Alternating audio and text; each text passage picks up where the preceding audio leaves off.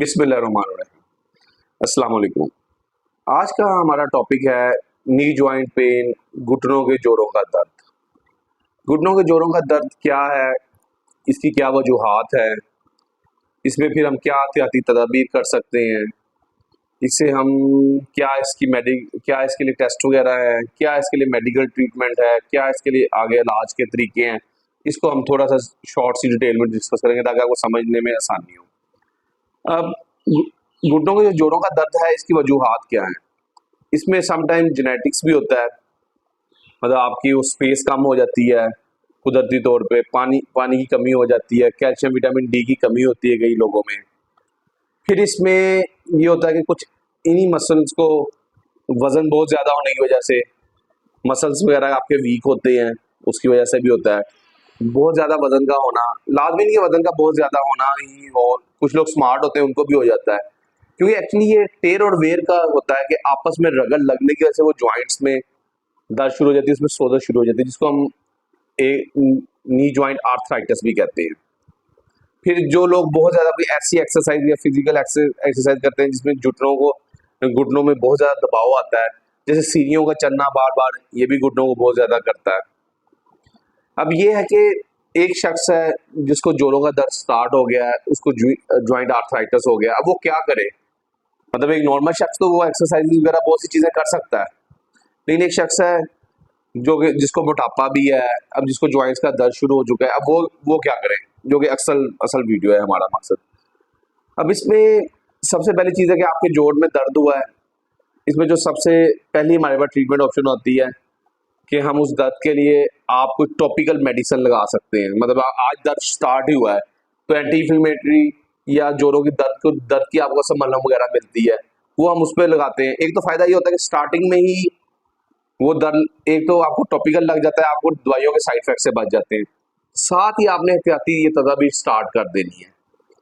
उसमें सबसे अहम है, अगर आपका वजन ज्यादा है तो आपने वजन कम करना है। दूसरा उसमें ये है कि अगर आप मतलब वॉशरूम में जो इंग्लिश टॉयलेट यूज करनी, जब हमारी देसी जो होती है पाकिस्तानी इंडियन, जिसे इंडियन टॉयलेट भी कहते हैं, वो बैठ के होती है, उससे अवॉइड करके आपने इंग्लिश टॉयलेट जिसे सीट वाले, उसका इस्तेमाल करना है। जो नमाज है, जो मुस्लिम लोग हैं, मुसलमान नमाज वो जो पढ़ते हैं, वो आपने बैठ के कुर्सी पे पढ़नी है, कुर्सी पे बैठ पढ़नी है, वॉशरूम यूज करना है, और सीढ़ियां नहीं आपने चढ़नी, और वजन कम करना है। ये चार अहम चीजें आपने फौरन करनी है। फिर अगर आप ऑलरेडी कैल्शियम विटामिन डी अच्छी क्वांटिटी में लेती है तो वो भी लेना है, क्योंकि समटाइम ऐसा होता है कि कैल्शियम विटामिन डी की वजह से आपके पट्टे भी कमजोर हो रहे होते हैं, साथ आपकी सोजश भी होती है, तो वो कमजोरी की वजह से सोजश ज्यादा होना शुरू हो जाती है।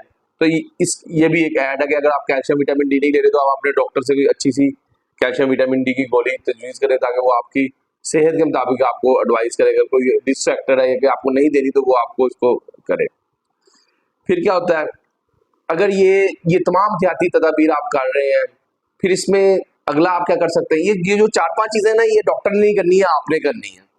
फिर आपने क्या करना है कि एक्सरसाइजेज यूट्यूब पे आजकल मिलती है, strengthening exercises for knee muscle joint, कि नी के मसल जो हैं या घुटनों के मसल के लिए ताकतवर करने के लिए कोई एक्सरसाइजेज होती है, ये वो आप फिजियोथेरापी से भी कर सकते हैं, लेकिन आजकल आप यूट्यूब पे सर्च करें, आपको आराम से मिल जाएगी, वो घर पे बैठ के कर सकते हैं।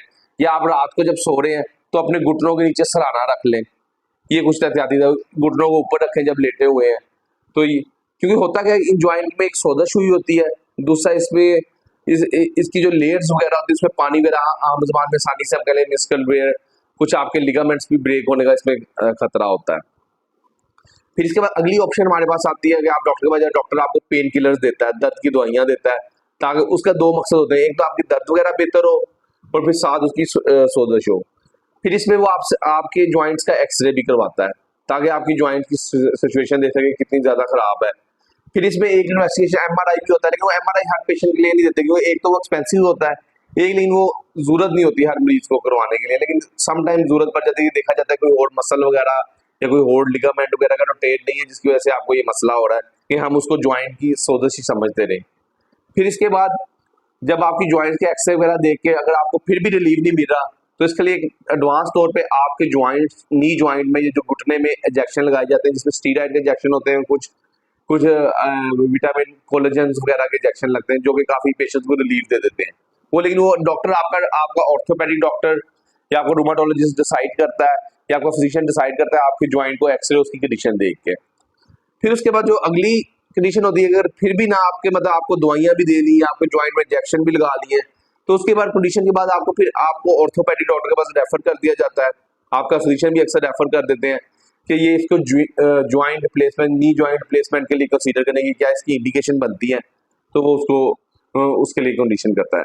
अब मैं आपको समअप करता हूँ कि एक बंदे की ज्वाइंट पेन होगी है, उसको क्या क्या चीजें चाहिए। एक तो आपको जो मैंने लाइफ मोटिवेशन बताई है, वजन कम करना, सीढ़ियां नहीं चढ़ना, नमाज नहीं आपने आपने सीट पे बैठ के पढ़नी नमाज, वॉशरूम का यूज आपने सीट वाली सीट पे करना है, साथ आपने ज्यादा देर इस पे स्ट्रेन नहीं करनी। फिर उसके बाद आपको उसको या इस पर ट्यूब्स वगैरह देते हैं लगाने के, वो ना तो आपको फिर दवाइयां वगैरह खाने के लिए देते हैं, विटामिन डी कैल्शियम वगैरह देते हैं आपको। फिर ना तो इस पे ज्वाइंट्स में अकॉर्डिंग टू आपकी सिचुएशन देख के एक्सरे के आप उस पर ज्वाइंट्स लगाते हैं। फिर भी ना हो, फिर इसके बाद नी रिप्लेसमेंट आ जाती है। ये ऑप्शन है। अब ये आप पे है कि आप शुरू में ही एहतियात करके थोड़ी बहुत हल्की फुल्की ज्वाइंट पेन किलर मरहम वगैरह लगा के, ऊपर ट्यूब वगैरह लगा के, क्रीम वगैरह लगा के यहीं रोकना है, या आपने बेहतियाती जारी रखते हुए आपने उस पर मेडिसिन में पहुंचना है, मेडिसिन से आगे आपने इंजेक्शन पे पहुंचना है या वो आगे जाना है, ये आप पे। इसलिए आपने यहीं, अगर आपको कोई पेन होती है, आपने यहीं से लाइफ मोडिफिकेशन के रोक लेना है। मैंने कोशिश की आपको समझाने की। अगर फिर भी कोई चीज आपको समझ ना आए तो आप कमेंट में पूछ सकते हैं, क्वेश्चन करें। Thank you very much.